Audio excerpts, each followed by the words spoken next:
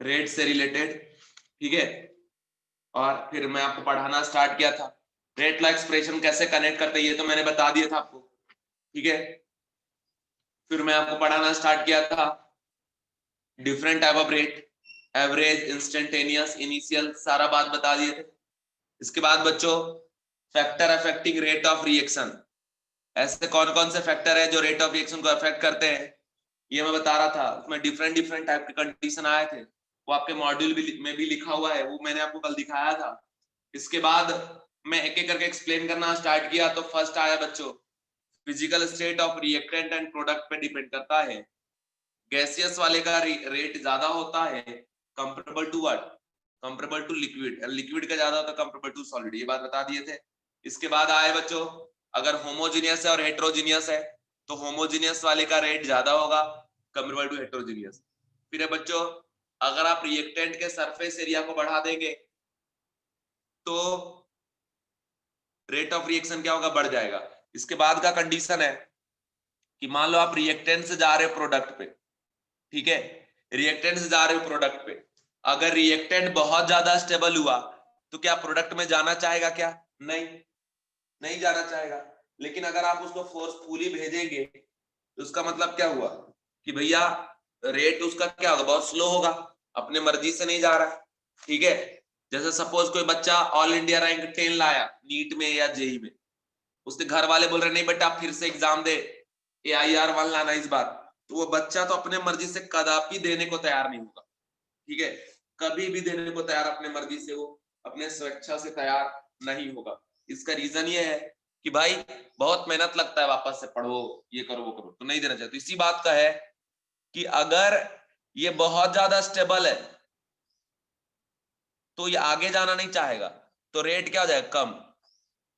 लेकिन अगर प्रोडक्ट बहुत ज्यादा स्टेबल है तो रिएक्टेंट खटाखट कन्वर्ट होगा किसमें, प्रोडक्ट में, ठीक है। तो सीधा बात याद रखना बच्चों कि rate of reaction inversely proportional to stability of reactant, ठीक है। दूसरा बात है बच्चों कि rate of reaction directly proportional to stability of product, product की स्टेबिलिटी पे डायरेक्टली प्रोपोर्शनल होता है, ठीक है। इसके बाद है बच्चों नेक्स्ट कंडीशन कंसंट्रेशन, कंसंट्रेशन का फैक्टर, कंसंट्रेशन। और मैं आपको बता दूं बच्चों कि 80% इस चैप्टर में हमें कंसंट्रेशन के ऊपर जो डिपेंडेंसी है उसी को पढ़ना है, और पूरे चैप्टर में आगे यही कंटिन्यू होने वाला है यहां से, ठीक है। अब क्या होता है कंसंट्रेशन, तो कंसंट्रेशन में बताया था बच्चों हम लोग मोलरिटी को लेके चलेंगे, मोल बाय वॉल्यूम मोलरिटी, ठीक है। तो ये हो गया कंसंट्रेशन। अब एक बात आप देखिए, मान लो मान लो ऐसा कि किसी रिएक्शन का कंसंट्रेशन को अगर हम 2 टाइम्स कर दे, कंसंट्रेशन हम 2 टाइम कर दिए, और ऑब्जर्व ये होता है कि rate of reaction increases 2 times, ठीक है। मतलब कंसंट्रेशन को जैसे डबल किए तो रेट ऑफ रिएक्शन भी डबल हो गया। तो इसका मतलब ये बच्चों कि कंसंट्रेशन N/V, अगर मोल को आप 2N में कन्वर्ट कर देंगे, मोल को अगर डबल कर देंगे तब भी रेट ऑफ रिएक्शन क्या होगा, 2 टाइम्स हो जाएगा। अगर आप वॉल्यूम को V से V/2 में कन्वर्ट कर दोगे तब भी कंसंट्रेशन इंक्रीज होकर 2 टाइम्स हो जाएगा, और रेट ऑफ रिएक्शन इंक्रीज होकर क्या हो जाएगा, 2 टाइम्स। अब बोलोगे सर ये आपने कैसे पता किया, मैं कुछ पता नहीं किया, मैं एक बात बता रहा हूं कि माय डियर स्टूडेंट यहाँ पे क्या हो रहा है कि अगर ऐसा ऑब्जर्वेशन दिया हो कि concentration increases 2 times then rate of reaction increases 2 times, then हम ये कह सकते हैं कि अगर कंसंट्रेशन 2 टाइम्स हो रहा है तो रेट ऑफ रिएक्शन 2 टाइम्स हो जा रहा है। तो कंसंट्रेशन डबल करने के लिए मोल बाय वॉल्यूम में से अगर मोल चेंज करेंगे तब भी कंसंट्रेशन चेंज होगा, वॉल्यूम चेंज करेंगे तब भी कंसंट्रेशन चेंज होगा, ठीक है। इसके बाद कंडीशन है बच्चों कि अगर गैसियस रिएक्शन चल रहा है, गैसियस रिएक्शन, तो वहां अगर आप प्रेशर को चेंज करेंगे ना तब भी चेंजेस आपको दिखेगा। जैसे मान लो अगर आप करते हैं पीबी इक्वल टू क्या आपका एनआरटी, तो P is equal to n by B into क्या आपका आरटी, एन बाई बी क्या होता है बच्चों C, तो P is equal to C R T, C is what concentration, C is what concentration, ठीक है। अब ये कंसंट्रेशन क्या है, कंसंट्रेशन है बच्चों कि प्रेशर जो डायरेक्टली प्रोपोर्शनल कंसंट्रेशन है, अगर प्रेशर को 2 टाइम्स कर दोगे, if pressure increases 2 times then concentration also increases 2 times, और अगर कंसंट्रेशन इंक्रीज होगा 2 टाइम्स प्रेशर के इंक्रीज होने पे, इसका मतलब रेट ऑफ रिएक्शन फिर से क्या हो जाएगा, डबल, अगर प्रेशर को डबल करें। तो यहां से ये ऑब्जर्व हुआ कि rate of reaction is found to be dependent on concentration, but this dependency is very complicated manner, ठीक है, and this dependency also changes with progress of reaction. बोलोगे सर ऐसा क्यों? तो माय डियर स्टूडेंट, जब कोई रिएक्टेंट से product पे जाएगा, रिएक्टेंट से प्रोडक्ट पे जाएगा, तो समय के साथ इसका कंसंट्रेशन किस में कन्वर्ट हो जाएगा, प्रोडक्ट में। तो समय के साथ इसका कंसंट्रेशन क्या होता जाएगा, चेंज होते जाएगा। तो अगर कंसंट्रेशन चेंज होते जा रहा है, इसका मतलब सीधा आप कह सकते हैं कि रेट ऑफ रिएक्शन भी समय के साथ क्या हो रहा है, चेंज हो रहा है। रेट ऑफ रिएक्शन भी समय के साथ क्या होता जा रहा है बच्चों, चेंज होता जा रहा है। ओके, क्लियर है? कोई प्रॉब्लम किसी को? क्लियर है बच्चों?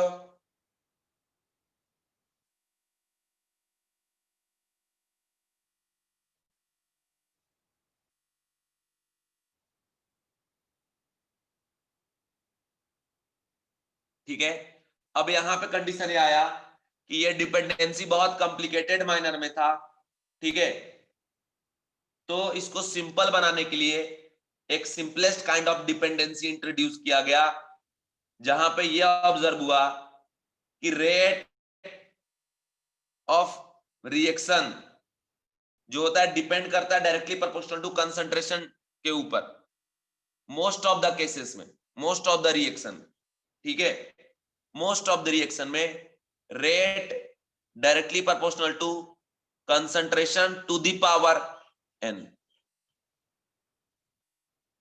अब एक बात मैं आपको बता दूं बच्चों, ये n क्या है, तो n को बोला गया order of reaction, of reaction. तो बोला भैया ये ऑर्डर क्या होता है, तो बोला गया एक वैल्यू है जो कि कंसंट्रेशन के पावर में जाएगा। तो पूछा गया भैया ये वैल्यू कहां से आएगा, क्या रिएक्शन को देख के डिसाइड करेंगे? तो मैं आपको एक बात बता दूं जो दिमाग में फिट कर लेना, कि ऑर्डर ऑफ रिएक्शन ना तो मैं डिसाइड करूंगा अपने मर्जी से, ना आप डिसाइड करोगे अपनी मर्जी से। रिएक्शन को देख के आप ऑर्डर नहीं बता सकते, ठीक है। ऑर्डर ऑलवेज डिटरमाइन करा जाता है with respect to experiment, and ये एक एक्सपेरिमेंटल डाटा है।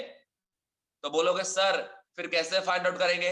तो बच्चों कुछ ना कुछ एक एक्स्ट्रा इंफॉर्मेशन दिया रहेगा, उसके बेसिस पे ही जाकर आप order of reaction find out कर पाओगे। तो ये बात आप ध्यान रखना, जैसे मान लो 2a गिव्स दिया है 3b, इसका कोफिशिएंट 2 है, तो इसका ऑर्डर जरूरी नहीं कि 2 ही होगा, 2 भी हो सकता है या कुछ और भी हो सकता है।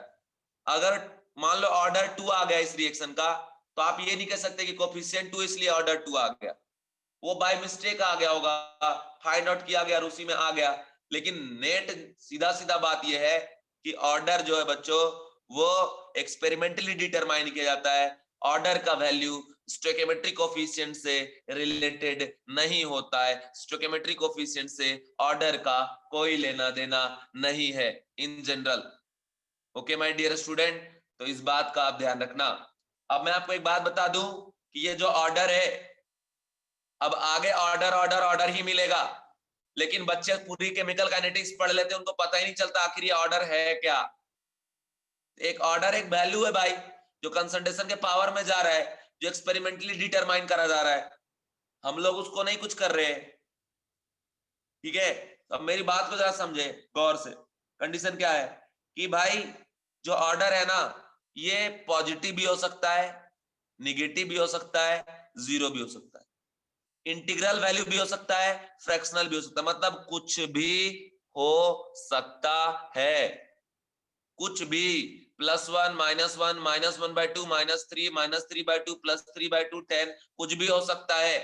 बट मेरे प्यारे बच्चों, इस चैप्टर में हमारा जो पूरा फोकस रहता है 1 ऑर्डर 2 ऑर्डर और 0 ऑर्डर, इन तीनों को डिटेल में हम लोग पढ़ेंगे। बट ऐसा नहीं है कि ऑर्डर 0, 1 और 2 ही होगा, कुछ भी हो सकता है ऑर्डर, इस बात का ध्यान रखना। पॉजिटिव, निगेटिव, फ्रैक्शनल, कुछ भी मतलब कुछ भी, कोई भी नंबर, आइदर पॉजिटिव और निगेटिव। क्लियर? क्लियर बच्चों? क्लियर है मेरे फैन?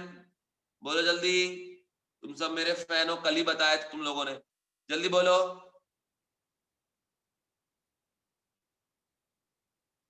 चलिए ठीक है, बस आप बताते जाओ, बाकी मैं पूरा क्लियर करते जाऊंगा। देखो ये सब छोटे छोटे बातें हैं जो आपको ध्यान रखना। अब जैसे यहाँ पे क्या हो गया, हमने रेट लिख दिया, R equal to directly proportional to concentration to the power n। एक बात मैं बता दूं, बहुत सारे बुक में जाएंगे तो यहाँ लिखा रहता है concentration of reactant to the power n, but मैं आपको एक बात बता दूं कि मोस्ट ऑफ द केसेस में रिएक्टेंट इन्वॉल्व होता है, लेकिन ऐसा नहीं है कि सिर्फ रेट रिएक्टेंट के कंसंट्रेशन पे डिपेंड करता है। प्रैक्टिकली आप समझे तो कंसंट्रेशन ऑफ रिएक्टेंट के साथ साथ प्रोडक्ट भी इन्वॉल्व हो जाता है। But in general problem practice point of view से हम लोग यही कहेंगे कि rate of reaction directly proportional to concentration of reactant to the power n।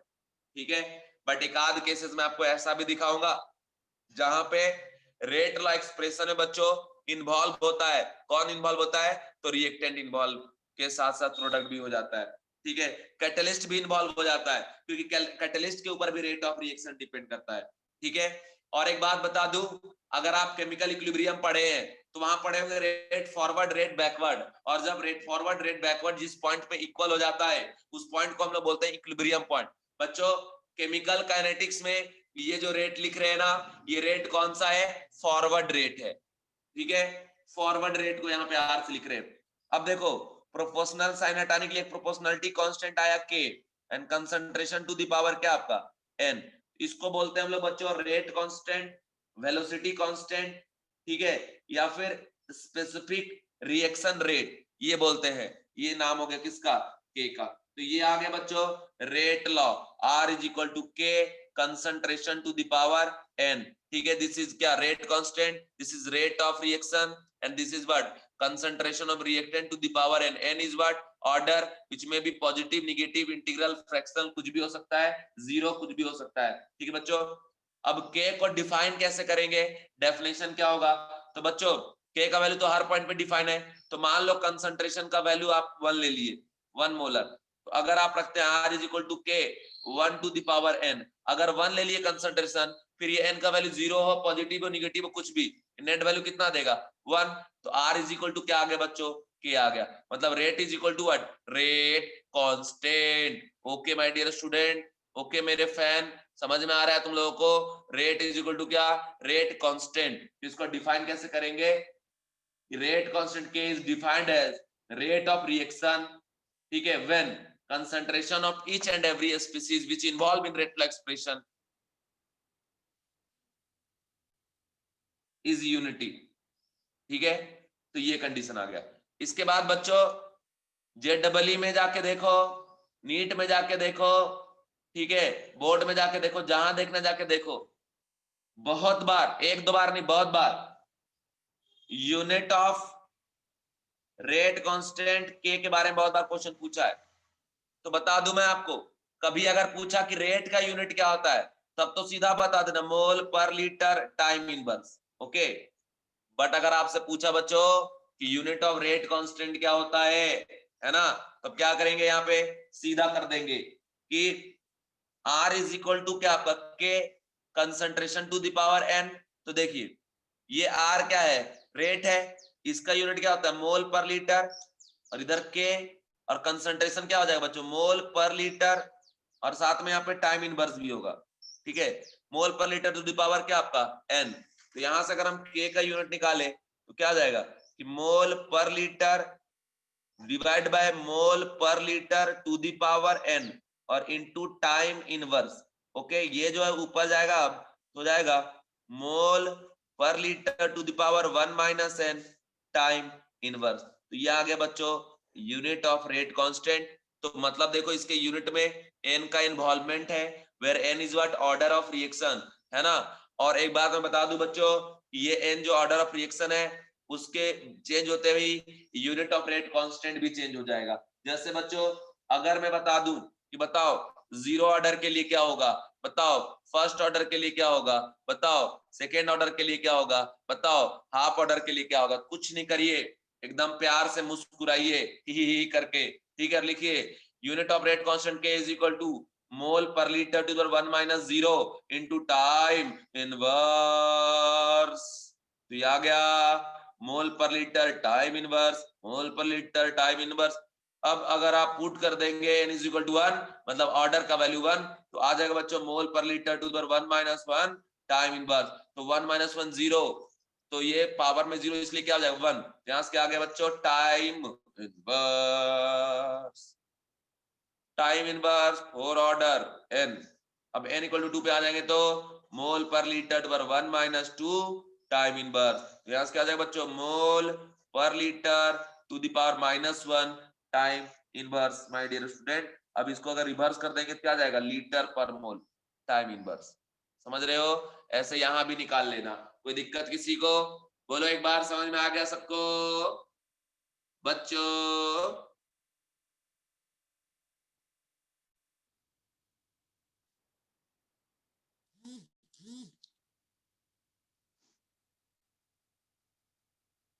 ठीक है।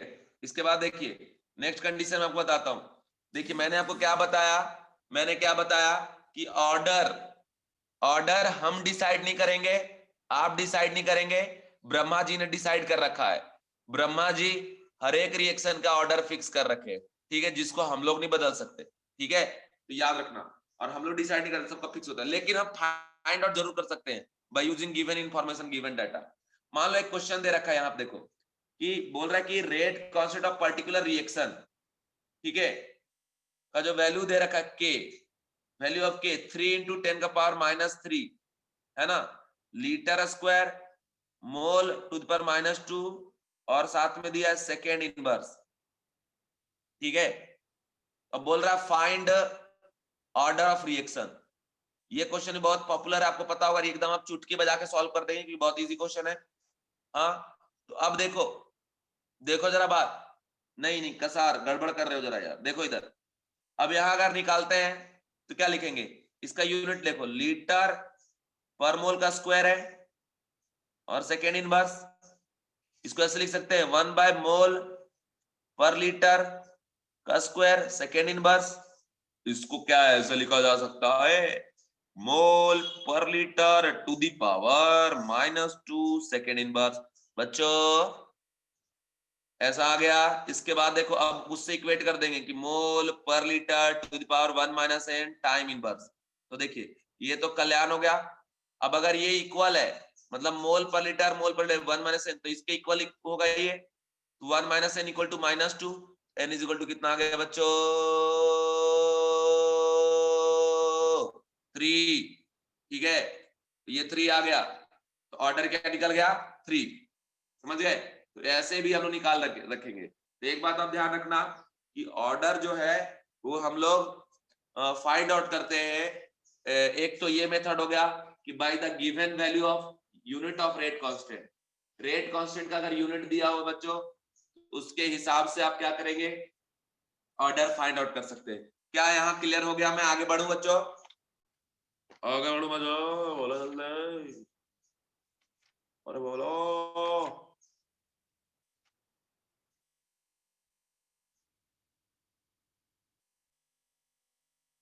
इसके बाद देखिए एग्जाम में, बोर्ड एग्जाम में पूछता है, बोर्ड एग्जाम में पूछेगा बताओ difference between rate and rate constant, है ना। तो रेट और रेट कांस्टेंट के बीच का जो डिफरेंस है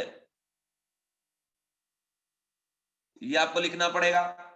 फर्स्ट में लिख दीजिएगा चेंज इन कंसंट्रेशन पर यूनिट टाइम, है ना। ये क्या जाएगा rate equal to rate when concentration is unity. इसमें दूसरा क्या लिखिएगा कि जो रेट होता है वो समय के साथ चेंज होता है except for zero order reaction. क्यों ऐसा? क्योंकि आर इज इक्वल टू के concentration to the power n। अगर n का वैल्यू आप जीरो रख दिए तो r इज इक्वल टू क्या हो गया बच्चों k concentration to the power 0, और ये 0 के वजह से क्या हो जाए 1, तो r इज इक्वल टू क्या आ गया k आ गया। तो k तो कांस्टेंट होता है, तो रेट k के बराबर हो गया फॉर जीरो ऑर्डर रिएक्शन। तो ये समय के साथ चेंज ही नहीं होगा, ठीक है। और रेट कांस्टेंट जो है वो टाइम पे डिपेंड नहीं करता, इंडिपेंडेंट होता है, ठीक है। समझ गए, समझ रहे बच्चों। अब उसके बाद एक बात याद रखना कि अगर रेट कांस्टेंट है के, कंसंट्रेशन टू द पावर मान लो पॉजिटिव ऑर्डर है, ठीक है, पॉजिटिव ऑर्डर है, तो कंसंट्रेशन का वैल्यू समय के साथ रिएक्टेंट का कम होता जाएगा, तो रेट क्या होता जाएगा, रेट भी डिक्रीज होता जाएगा। तो इसी positive order progress of reaction में rate decreases, but for negative order rate क्या हो जाएगा, increases, and for zero order rate constant, okay. अब उसके बाद है बच्चों कि जो रेट होता है ना वो डिपेंड करता है कंसंट्रेशन पे, बट रेट कांस्टेंट कंसंट्रेशन पे डिपेंड नहीं करता, ठीक है। डिपेंड किस पे करता है, तो टेम्परेचर पे। रेट कांस्टेंट डिपेंड करता है टेम्परेचर पे, एक्टिवेशन एनर्जी पे, कैटलिस्ट पे, ओके, याद रखना। उसके बाद है बच्चों यूनिट ऑफ रेट और रेट कांस्टेंट। तो रेट का यूनिट क्या होता है, मोल पर लीटर टाइम इनवर्स, और unit of rate constant mole पर litre to power 1 minus n time inverse, okay.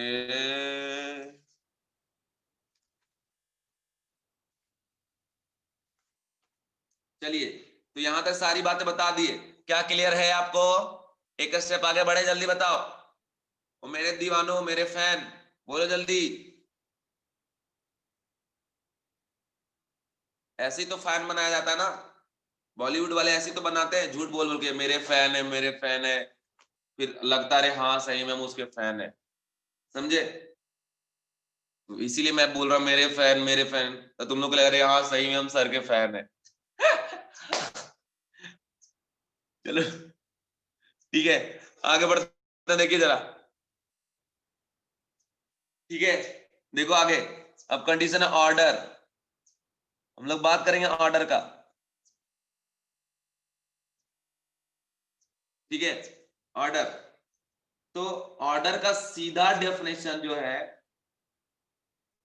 वो मैं आपको बता देता हूं। सीधा कंडीशन ये है कि जो भी रेट ला एक्सप्रेशन में इन्वॉल्व होगा, रिएक्टेंट या जो भी, क्योंकि मैं फिर आपको बता दूं, अगर ऐसा क्वेश्चन पूछता है कि क्या सिर्फ रेट ला एक्सप्रेशन में रिएक्टेंट इन्वॉल्व होता है, ट्रू या फॉल्स, तो फॉल्स, सिर्फ यूज नहीं होता बेटा, रिएक्टेंट के साथ प्रोडक्ट भी आ सकता है, कैटलिस्ट भी आ सकता है, लेकिन लेकिन 90% केसेस में हमारा रिएक्टेंट ही इन्वॉल्व होता है, और मैं भी सिर्फ रिएक्टेंट ही लिखूंगा, ऐसा नहीं कि कुछ और लिख दूंगा, ठीक है, समझ गए। तो अब एक बात बता देता हूं कि जो भी रेट ला एक्सप्रेशन में इन्वॉल्व होंगे, ठीक है, उन सभी के पावर का जो सम होगा उसी को हम लोग बोलते हैं बच्चों ऑर्डर ऑफ रिएक्शन। तो कंडीशन क्या लिखेंगे कि sum of power of all concentration term appearing in the rate law expression is known as what, order of reaction, okay my dear student। A B C gives product, ठीक है। तो जो मैं लिखने जा रहा हूं उसमें शुद्ध हिंदी में प्यार से लिख रहा हूं कि बाय एक्सपेरिमेंट,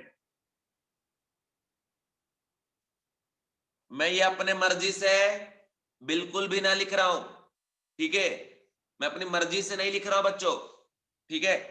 तो अब कंडीशन ये है कि सीधा याद रखना कि एक्सपेरिमेंट के थ्रू लिख रहे हैं कि rate directly proportional to concentration of A to the power P, ठीक है। और दूसरा है कि rate directly proportional to concentration of B to the power Q, और तीसरा rate directly proportional to concentration of C to the power R. और मैंने अभी बोला कि सिर्फ रिएक्टेंट ही इन्वॉल्व नहीं होता, प्रोडक्ट कैटलिस्ट सारे इन्वॉल्व हो सकते हैं, लेकिन 90% केसेस में सिर्फ इन्वॉल्व होता है रिएक्टेंट। तो बच्चों अब एक बात मैं आपको बता दूं कि ये जो P है इसको क्या बोलेंगे, तो P is order of reaction, order of reaction with respect to A, ठीक है। A के रिस्पेक्ट में ऑर्डर क्या है P, Q क्या है order with respect to B। जैसे नीट में या जेई में सिलेक्शन के लिए ओवरऑल मार्क्स चाहिए, देखते हो कुछ कुछ बच्चे अपने क्लास में तो बोलेगा मेरा केमिस्ट्री स्ट्रांग है, मेरा फिजिक्स स्ट्रांग है, अब मेरा मैथ स्ट्रांग है, तो क्या कर लोगे भाई स्ट्रांग करके एक सब्जेक्ट, पढ़ना है तो तीनों पढ़ अच्छे से, तब जाके सिलेक्शन होगा, तुमको टीचर थोड़ी ना बनना यार, कि केमिस्ट्री स्ट्रॉन्ग, फिजिक्स स्ट्रॉन्ग और मैथ स्ट्रॉन्ग, सारे स्ट्रॉन्ग होने चाहिए, ठीक है, समझ रहे हो। तो बात यह है कि ओवरऑल मार्क्स चाहिए, तो ओवरऑल मार्क्स से सिलेक्शन होता है, तो उसमें क्या होता है, marks of physics, marks of chemistry and marks of क्या, मैथ, जेई वालों को, और नीट वालों को केमिस्ट्री फिजिक्स तो बायो का मार्क्स। लेकिन उसमें भी बोलते हैं इंडिविजुअली, केमिस्ट्री के रिस्पेक्ट में इतना मार्क्स आया, फिजिक्स के रिस्पेक्ट में इतना मार्क्स आया, मैथ के रिस्पेक्ट में इतना मार्क्स आया, ठीक है। तो मेरे प्यारे बच्चों, आप ये गलती मत करना कि कोई सब्जेक्ट स्किप कर रहे हैं, 2 सब्जेक्ट पढ़ रहे हैं या 1 सब्जेक्ट पढ़ रहे हैं, ये करोगे तो बहुत ज्यादा लॉस होगा आपका, ठीक है, ये चीज याद रखिएगा। अब आगे बढ़ते हैं, देखिए जरा, यहाँ पे क्या बोलेंगे, Q is order with respect to क्या आपका B, and R is order with respect to क्या आपका सी, जिसमें बता दूं कि पी का, क्यू का या आर का जो वैल्यू है, ये पॉजिटिव, निगेटिव या जीरो कुछ भी हो सकता है, फ्रैक्शनल कुछ भी हो सकता है, ठीक है। अब साथ में जब इनको हम लिखते हैं तो ऐसे लिख सकते हैं कि rate directly proportional to A to the power Q P, B to the power Q and C to the power R, ठीक है। अब ये जो प्रोपोर्शनल साइन है, इसको हम अगर यहां से हटाते हैं तो एक प्रोपोर्शनलिटी कांस्टेंट आएगा, जिसको प्यार से लिखिएगा, गुस्सा न करिएगा लिखते वक्त, ठीक है। चेहरे पे स्माइल होना चाहिए, चेहरे पे एक मुस्कुराहट होनी चाहिए, तभी क्वेश्चन बनेगा।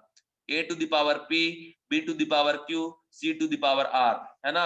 एंजॉय करिए स्टडी को, टेंशन में ना लीजिए, कोई दिक्कत है तो टीचर से पूछिए, है ना, टेंशन लेने की जरूरत नहीं। अब देखो मेरी बात सुनो जरा, मेरी बात। अब बच्चों बात यह है कि P order with respect to A, Q order with respect to B, R order with respect to C, जिसका वैल्यू इंडिविजुअली कुछ भी हो सकता है, लेकिन जो ओवरऑल ऑर्डर ऑफ रिएक्शन होता है ना, तो हम लोग ये order with respect to R है इंडिविजुअल, बट हम अगर लिखते हैं कि order of reaction is equal to P plus Q plus R, ठीक है, समझ गए। और ये जो ओवरऑल है ये भी पॉजिटिव, निगेटिव, जीरो, फ्रैक्शनल कुछ भी हो सकता है। और मैं एक बार बता दूं बच्चों, तो देखिए इस रिएक्शन में इसका कोफिशिएंट कितना है, 1, इस रिएक्शन इसका कोफिशिएंट 1 और इसका कोफिशिएंट 1, बट हमने यहाँ पे 1 1 1 1 नहीं लिया, हमने क्या लिया, P Q R, जिसमें बच्चों ये P Q R का वैल्यू 1 1 1 भी हो सकता है और कुछ भी हो सकता है। अगर 1 1 1 आया तो आप ये मत सोचना कि हाँ कोफिशिएंट 1 1 इसलिए 1 आ गया, यहाँ पे ऐसा नहीं है। किसी रिएक्शन को देख के आप उसका ऑर्डर नहीं निकाल सकते, ऑर्डर निकालने के लिए आपको पर्टिकुलरली जो गिवन डाटा होगा उसका इस्तेमाल करना पड़ेगा, यूज करना पड़ेगा, ठीक है बच्चों। तो कंडीशन है ऑर्डर के बारे में, एक इंपॉर्टेंट पॉइंट ये है कि order is always determined experimentally, it should be either given in the problem और should be calculated in the problem by given information. जैसे एक क्वेश्चन मैं आपको दिखाता हूं जो बोर्ड टाइप का क्वेश्चन है या जेई मेंस का, नीट का एडवांस टाइप का तो ये नहीं है। जैसे क्वेश्चन है बच्चों कि 2a प्लस बी जो है ना कंबाइन करके बना रहा है प्रोडक्ट, ठीक है। तो अब यहाँ प्रॉब्लम बोल रहा है कि order with respect to a is 2 and order with respect to b is -1, okay. तो बोल रहा है फर्स्ट कि राइट रेट लॉ एक्सप्रेशन, और सेकेंड बोल रहा है right overall order of reaction. तो सीधी बात, रेट लॉ एक्सप्रेशन क्या हो जाएगा कि R is equal to K into concentration of A to the power, अगर order with respect to A बोला है 2 तो यहाँ क्या रखेंगे 2, एंड B के रिस्पेक्ट में क्या बोला है -1 तो क्या रख देंगे -1, ठीक है। तो ये चीज हमने यहाँ पे लिख दिया। बच्चों मजा आ रहा है क्या तुम लोगों को पढ़ के? एक बार रिप्लाई करो जल्दी से रिप्लाई करो सारे बच्चे, मजा आ रहा है कि बोर हो रहे हो, जल्दी से। तो अब देखो इधर ये लिख दिए, इसका जो ओवरऑल ऑर्डर ऑफ रिएक्शन है 2 - 1 तो कितना आ गया, यहाँ से 1 आ गया, ठीक है। तो ऑर्डर ऑफ रिएक्शन क्या आ गया बच्चों, 1 आ गया, ठीक है। तो ओवरऑल ऑर्डर ऑफ रिएक्शन 1 है, लेकिन विथ रिस्पेक्ट टू A 2 है, B के रिस्पेक्ट में -1 है। अगर बोला बताओ यूनिट ऑफ K क्या होगा फॉर दिस रिएक्शन, तो ओवरऑल कितना आया 2 1 आया, तो क्या लिख देंगे मोल पर लीटर पर 1 - 1 और साथ में क्या टाइम इनवर्स, ये तो हो गया 1 और ये साथ में रह जाएगा बच्चों टाइम इनवर्स, ठीक है, बोलो क्लियर, ठीक है बच्चों, ये हो गया। और total overall order of reaction कितना हो गया बच्चों 1। तो इस तरीके से यहाँ लिख दिया हमने। इसके बाद एक और क्वेश्चन मैं आपको दिखा रहा हूं, क्वेश्चन बोल रहा है, इसी को बोल रहा है कि what will be the effect of rate when concentration of A is double, बोल रहा है कंसंट्रेशन ए का जो कंसंट्रेशन उसको हम डबल कर दे रहे, तो रेट में क्या इफेक्ट पड़ेगा? तो देखिए रेट इज इक्वल टू क्या आया है कि के ए का स्क्वायर और बी का पावर -1। अगर कंसंट्रेशन ए को हम डबल कर देंगे, 2 टाइम्स ए कर देंगे, तो क्या होगा? यहाँ पे रखेंगे ए 2 टाइम्स ए का स्क्वायर बी का पावर -1। तो देखिए ये 2 जो है बाहर निकाल देंगे, तो k इंटू 2 का स्क्वायर a का स्क्वायर b का -1। ये जो r डैश है बच्चों वो क्या हो गया? 4 times k a square b का पावर -1। तो देखो बच्चों इस वाले टर्म को क्या बोल रहे हैं? Initial rate. तो 4 टाइम्स क्या हो गया? Initial rate r dash. तो कंडीशन ये है कि कंसंट्रेशन a का अगर आप डबल कर रहे हैं तो रेट क्या हो जा रहा है बच्चों? 4 टाइम्स हो जा रहा है।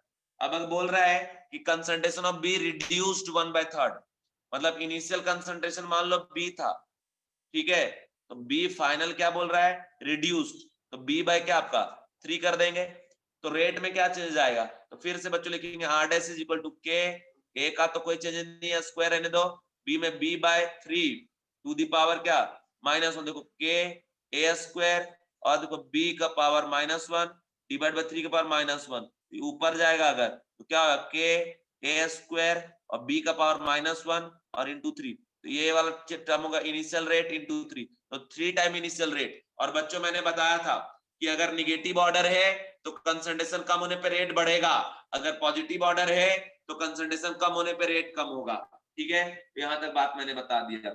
इसके बाद बोल रहा है बच्चों कि what will be the effect on rate if value of container if volume of container is double, ठीक है?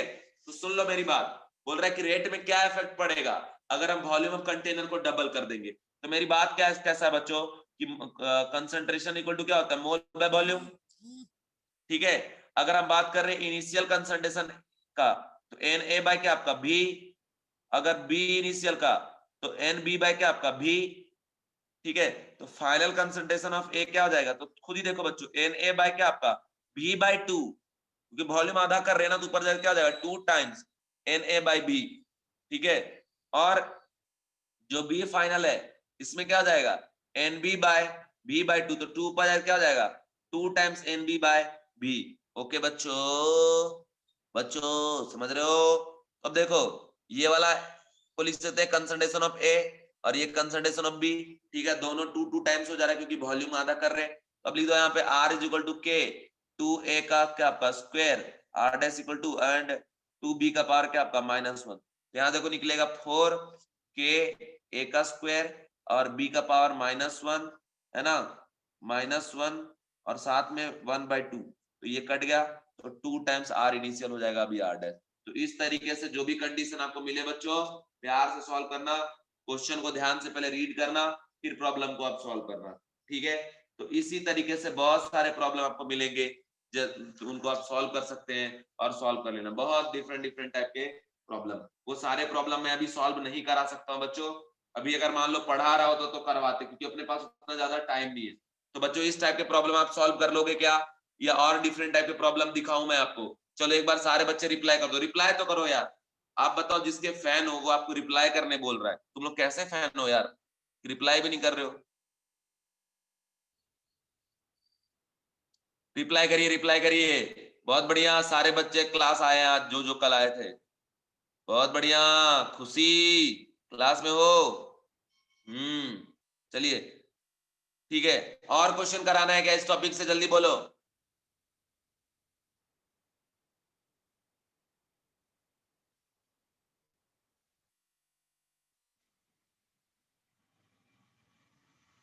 चलिए इसके बाद देखो, अब हम आपको बता दें कि कुछ एविडेंस आपको दिखाने जा रहे हैं, एविडेंस जो कि आपके मॉड्यूल में ही दिया हुआ है, तो मुझे लिखना नहीं पड़ेगा।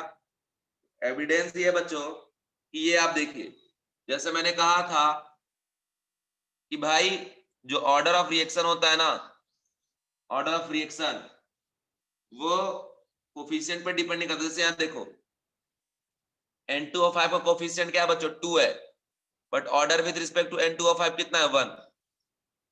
कोफिशिएंट से कोई लेना देना नहीं है। इसके बाद इस रिएक्शन में देखो कोफिशिएंट इसका 5 है, इसका 1 और इसका 6, बट देखो H प्लस के रिस्पेक्ट में 2, ठीक है? BrO3 माइनस के रिस्पेक्ट में 1 और Br माइनस के रिस्पेक्ट में भी 1। ओवरऑल ऑर्डर कितना हो गया बच्चों? 4।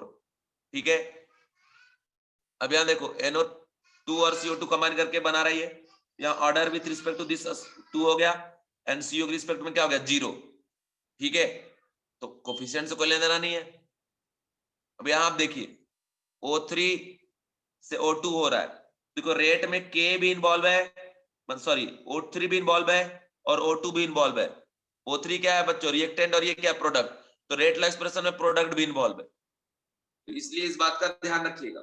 और थर्ड देखो यहाँ पे H2Cl2 कोफिशिएंट 1 है, इसका कोफिशिएंट 1 है, बट देखो order with respect to H2 0 and Cl2 0, तो ये कंडीशन है बच्चों। इन कंडीशन का आप ध्यान रखिएगा, याद रखिएगा। ठीक है, तो कभी भी कोफिशिएंट को देख के आप एक्साइटेड ना हो जाइएगा। कोफिशिएंट को देख के आप डिसाइड ही नहीं कर सकते कि उसका मतलब क्या होगा रेट लॉ एक्सप्रेशन। एक और एग्जांपल आपको मैं बता रहा हूं, देखो जरा,